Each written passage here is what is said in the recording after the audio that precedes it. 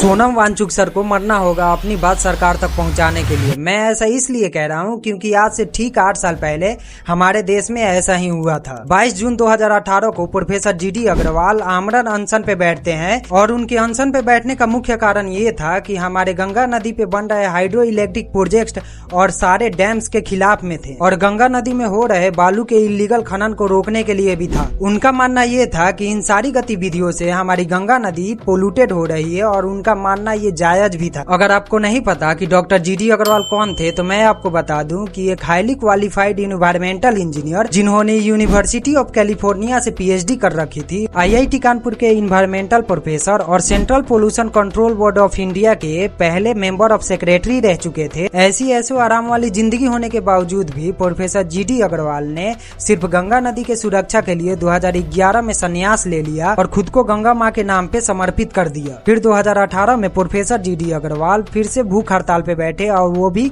गंगा नदी के सुरक्षा के लिए। जिस वक्त हमारे देश के प्रधानमंत्री श्री नरेंद्र मोदी जी थे, प्रोफेसर जीडी अग्रवाल ने पूरे 111 दिन का भूख हड़ताल किया था।